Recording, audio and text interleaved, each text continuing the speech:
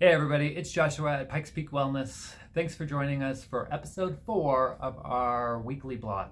So today we're going to talk about sound therapy. It's something new that I started doing in just the last couple of months, and I wanted to do a video on it. So today we are going to discuss with Regina the benefits of sound therapy. So as I've told all of my clients all the time, sound therapy is so good for relieving anxiety, stress, trauma. And with our client here today, Regina, she is going to chat with us a little bit about how her child had trauma and maybe some of the benefits that we got when we did our sound therapy, our sound bath. All right, so this is Regina. Hi. All right, so we did a sound therapy with you, and you brought your son. Actually, I think you brought your whole family. I did. I brought my whole family. Exactly. What was that experience like when you came in for the sound therapy? So it was really great because it turned out to be like a private session. Yep. And so we had all of the spots reserved just for my own family members. And everyone else in my family was super relaxed, laid down, got into like a deep meditative state.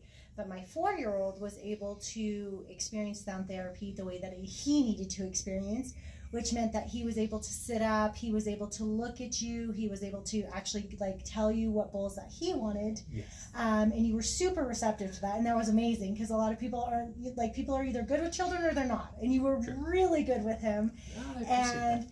you weren't bothered by his unwillingness to just lay down and necessarily absorb it that way. He was actually more interested and more participative in the way that the actual sound bath went, and he loved it. And we all loved it, and everything was great. And even though he was like awake and kind of looking and wiggling around a little, stuff like that, it wasn't disruptive to anybody else. So There was a really moment where he was right in front of the bowls. I almost gave him the sticks and said, go ahead and bang on one. But I didn't. They're very fragile. So before you guys came in for sound therapy, your child was experiencing some sort of trauma, right? yeah, so he had actually been in a licensed, very well-known daycare for about 2.5 years, and he's never had great sleep patterns, but when he started at the daycare, they actually had gotten worse, and we never put the 2 and 2 together, and he was actually receiving trauma at the daycare because he was being bullied ever since he was probably about 1.5, 2 years old. Yeah. And they weren't actually doing anything about it. And we didn't know until he got to be closer to like 3.5, almost 4. And so he started being overly reactive to these situations.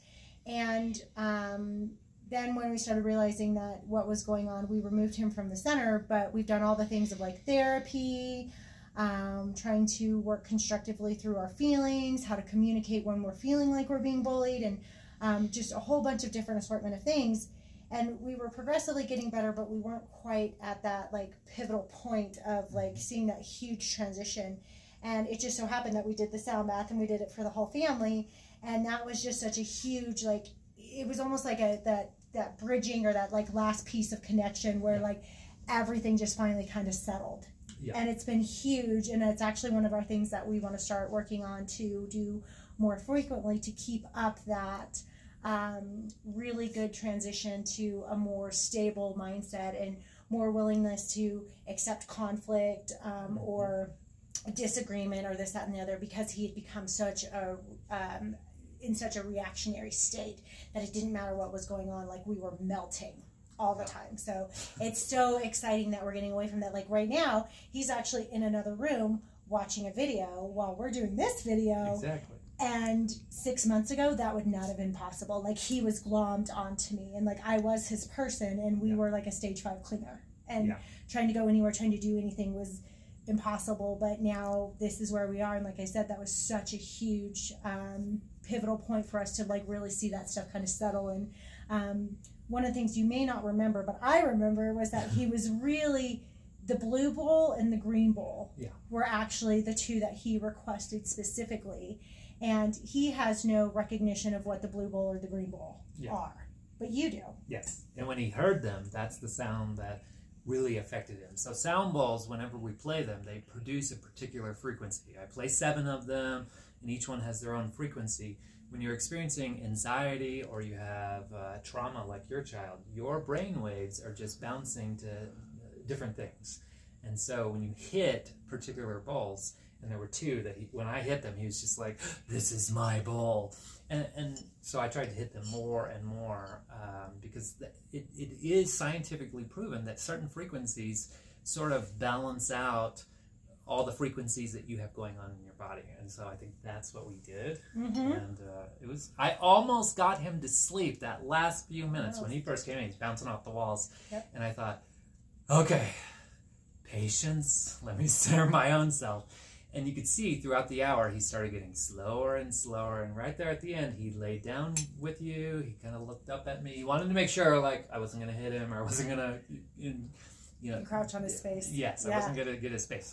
But we actually got him to lay down, I think, another hour or so. He would probably go to sleep. He probably would have too. And to your point, I actually wasn't sure how it was going to go either. I was fully prepared to remove myself and him from it if everybody else was being disrupted. So even though it's our own family, but it didn't. It worked out. So it was good.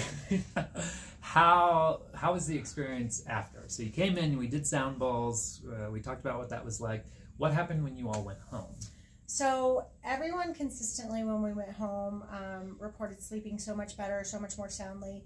Nice. It was funny because in our drive home, he actually was talking about how he felt that his whole body had been, I'm trying to think of the word that he used because it was just so funny, but like that his whole body had been worked on. So it was great for him. That's awesome. Yeah.